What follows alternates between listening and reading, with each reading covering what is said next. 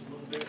We're going to try to keep our summaries. We've got 9 or 10 of these we want to hit on, and we're going to try to keep our summaries around a minute or two. So, Leanne's going to start the first one with 1.5. And 1.5, readiness of students to move forward, and systems to communicate readiness and parents. And we've kind of gone over this already. Excuse me. I'm sorry, is there, I don't, is there, was there a separate email or was it in the packet? Oh, it was packet. Okay. Sorry, come on, Karen. That's okay. Just a very quick update on this one. We started 2 years ago with kindergarten readiness, and we continue to revise that every year. Last year, we implemented first grade readiness. This year, we're working on criteria for second grade, and we continue to tweak it, revise it, look at the report card along with that, and look at that parent component. So, Part of the reason for putting this one in too is just to kind of illustrate that even though we don't do a formal board goals report anymore in the agenda, the presentations that you get throughout the year, like the one you had tonight, really relates to this specifically. So, next one is 2.1. Okay, 2.1, increase the number of percentage of teachers who hold license endorsement in English language and special education. We'll start with special education. That's a fairly easy one. I don't know that it's necessarily an increase. Any person that's going to teach in the special education area, we have to put them into a program in order to get them a provisional license for them to be licensed at all in order to do that. So that one kind of takes care of itself through Dr. Johnson's office. The ESL part of that, we have shown a slight increase in the number of staff members that we have with the ESL, and I've given you some information there. So we're going to do a few more things. We're going to increase the communication that we have about the incentive that we started this past year. We'll do that through email, back to school in-services.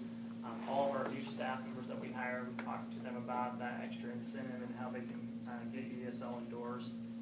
Part of the other communication is just to talk to our veteran staff members. A long time ago, there was really only one way to be ESL endorsed, and that was work your way through the coursework to become ESL certified. That's not the case anymore. You can actually go in and take the ESL test cold if you want, and if you pass it, then you can become ESL endorsed. And so for a new teacher, that's probably not a great option, but for a veteran teacher, it certainly could be. So the information that you have in front of you there, we're just going to jump to the bottom line. So 2014-15 totals, district-wide endorsement, we have 283 staff members that are currently endorsed in ESL. There are 34 staff members that are on a plan. Again, that plan just meaning that they're enrolled in an approved coursework through a university. There are 14 staff members that have been endorsed through coursework, as I mentioned before, as that one option to do that.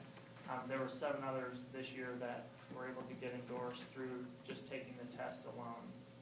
And then the very last column that you have, FTE attended ESOL study workshops. We have provided our staff members with an opportunity if they want to just take that test, or even when they get done with taking courses. There's some test prep kind of things that we do, and we had 56 individuals participating in that, getting ready or preparing to take that ESL test. So although we just show a slight increase, we're still going to be very focused on making this increase bigger, hopefully larger steps in order to do that, because we know that the ESL practices are good for all kids, not just our ESL students. Next one is 2.2.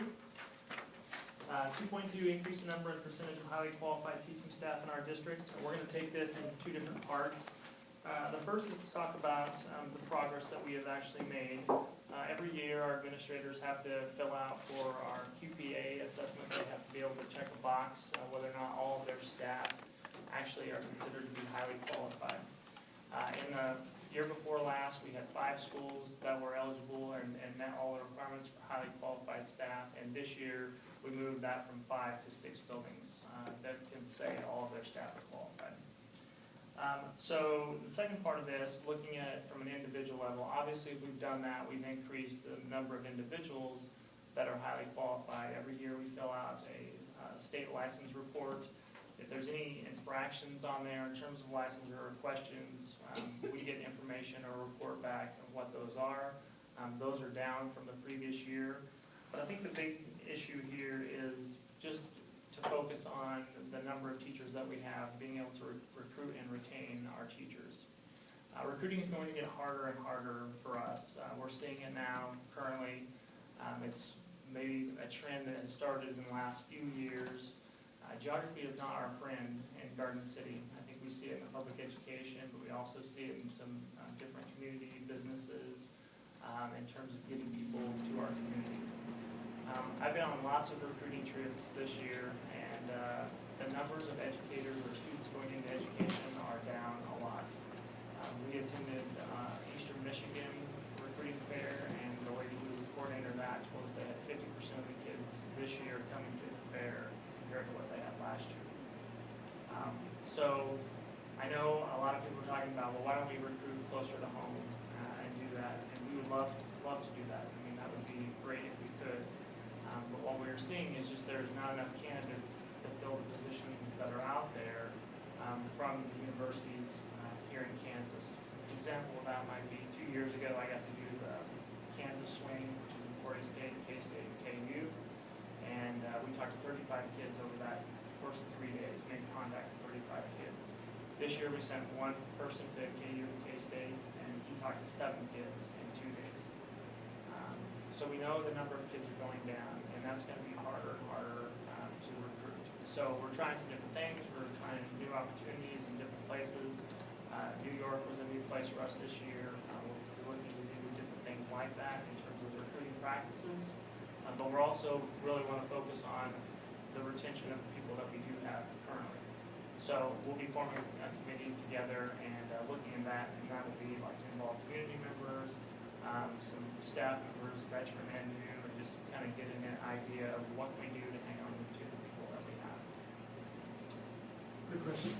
Yes. And this doesn't fit the highly qualified side of this, but was there new legislation last year that allowed us to do something other than the teacher, the licensed criteria for a certified teacher? CTE teachers, CTE and STEM, we can get a 1-year license across the board. Individuals who have 5 years experience in their industry, either in a CTE field or in a STEM area, without any kind of a teaching background, can get a 1-year license. We're seeing a lot of our shortage though, even just with elementary teachers, and so it would apply, those license options would apply, I think in all areas. But we are looking at, and we also have like the transition to teaching program that we utilize, and we have several staff members that are going through that as well. 2.5. 2.5 is the graduation and dropout rate. 2014 4-year graduation rate for USD-457 was 80.8%, which is an increase of 0.02 from the previous year. But this year, they also separated out the alternate high school from Garden City High School, and Garden City's high school's rate was 88.2 when we did that. The alternate high school was around 50% at this point, so that's one we'll have to watch. But you have to know too that this is a 4-year graduation rate. We do have students who are 5 years, that take 5 years to get through, and that they don't get captured in that 4-year rate at this point. I'm sorry, just to clarify, it's not 0.02, it's 0.2. 0.2, excuse me, yeah, 0.2. Sorry, 0.2. I just, Right. since, I just want to make sure it's right for the PFS, sorry. And then a quick question on that. We are trying to develop criteria for tracking those 4+. The state does do a 5-year rate, but again, everything is a year behind, so it takes almost 2 years to capture that data when it comes back. So like this was 2014, 2015 will come out in October. So the state is actually interested in that, those numbers? Oh, yes, absolutely. Okay, good. Okay, so the next one is 3.1. Okay, PLCs is an area that we really didn't make a lot of progress in last year, so that's a focus area for us this year. And as we started the year with our administrator retreat, we wanted to look at the expert in PLCs to see what they were saying about best practice. So we studied the learning by doing, I read it before. We studied that throughout the year, and Dr. Atha, Dr. Dennis, and I attended many PLC meetings over the course of the year to see what people were doing in their PLCs, how it matched up with what the boards were saying.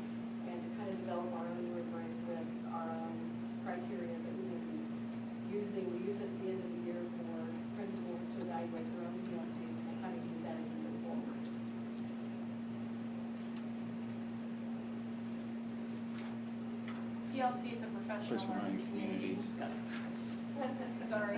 Okay. The next one is, we're going to talk about is 4.3. And that's the communication part. The district's had a good working relationship with the local media and works to provide information about the district to have published either in the newspaper or aired on radio or TV in a timely manner. There's a growing following on our social media sites that we have, including Facebook and Twitter. The board meetings are aired on BBS Channel 21 and on the district's YouTube channel. The district events and district update interviews have also been aired on BBS Channel 21. Students film the board meetings, as you've seen here, and more students are included in BBS productions. There have been student-directed interviews on district happenings in the schools and things happening in the district. Ball games and other high school events have been aired live on BBS Channel 21 and also on online live through the Cube, like they discussed earlier during our tech discussion. There were daily student-led newscasts on events happening at Garden City High School. There was also a low-power FM radio station that was approved by the FCC at the high school for the BBS program. They need to change the frequency a little bit because it is interfering with, well, 100. The Bull has the frequency that's right next to our frequency, so they're having to get a different frequency for that. But that'll be a very nice enhancement for our BBS program. They also did a ticker that was added for Channel 21 to help for scheduling of events to let people know when those would be aired on BBS 21. Okay, next one is 5.1. Develop a system to manage and evaluate parent involvement in schools. I'm going to be writing my dissertation around this topic, and so my idea will be to create a handbook that principals will be able to use to not only define what parent involvement is, but also measure its effectiveness. Really what you're hearing is that everybody wants to have more parent involvement in their school districts even. But what we as educators feel like there's parent involvement is often different than what the parent's perception of parent involvement is going to be. So my hope is to create a handbook that will be able to clean up that language and give us some hard data to look at on how effective our parent involvement is. And what Mr. Hogan doesn't know is he has no idea the pressure that Dr. Aiken put on me to finish my dissertation, and it wasn't a board goal. 6.1, I'm going to take 6.1. Here within the last 6 weeks, the board's updated the district's crisis plan. We've worked cooperatively with law enforcement to include the ALICE components. That's something that we'll be doing training for staff and students on during the coming school year. We will continue to make safety a top priority in the schools, but that's a fairly significant change, and so we feel like we've made progress there. The next one is 7.3. So 7.3 is to examine, investigate scheduling models. And so over the course of the last 2 years, the high school has put together a committee. That committee was charged with coming up with the best schedule possible in terms of student achievement. And so early in the process, there was a survey that was sent out, and basically the administration wanted to get an idea from the staff of if that was something that was supported by the high school staff to move on or to investigate a different model other than the block schedule. So there was over 70% support in that survey that they could go on and look further into that. After that process, the committee began to investigate the different kinds of models, and again came up with a couple examples, I think, and surveyed staff again. They would be willing to go into a 7-period day. And again, that was the one that kind of came up with the most interest. So the next step of the committee was to actually build the 7-period day schedule. So give the staff an opportunity to look at it realistically. They went through the whole process of developing what it would look like in terms of plan times, lunch times, all those kinds of things, and they created that schedule. They presented it now to the board. They took it back to PLCs at the high school, and gave staff a time period they could look at it, give them opportunities to answer any questions that they might have. At the conclusion of those TLCs, they took another, I think basically one question survey. Would you support the 7-period schedule as presented? And the results of that were 65% of the high school staff would support that. So high school administration has recommended to the negotiations team. They came and presented to the negotiations team as well.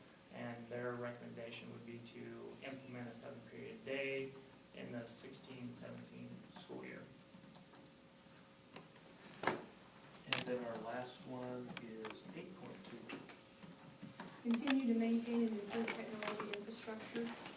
This past year, the wireless infrastructure at Kenneth Henderson, Burning Sets, and Charles Stones was reconfigured and upgraded. In addition, we moved our internet bandwidth to 1 gig. We've added lots of disk space in the back to our SAN, and continue to make improvements to the infrastructure. So I want to say there's about 33 or 34 different kind of sub-goals. We've touched on 9 or 10 of them here. The rest of them you've received in writing. And we certainly are available to answer any questions. Thanks for the updates, they're really important, and I'm looking forward to meeting with the new board and looking at how this might be adjusted to move forward. I love the 5-year plan. I like having the flexibility for the administration to work on things in a timely fashion as they need attention. Any other questions on the strategic plan? I like the fact that it helps us all, I think, look ahead. Yeah. And Okay. All right, with that being said, is there any board open discussion items?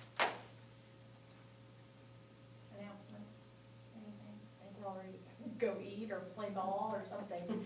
Okay, the next Board of Education meeting will be on Tuesday, June 30th at 7:30 a.m. in this meeting room. Madam President, I move to adjourn. So I can make first pitch. Motion by Laura, second by Mark. Any discussion? Come on, let's talk about it. No.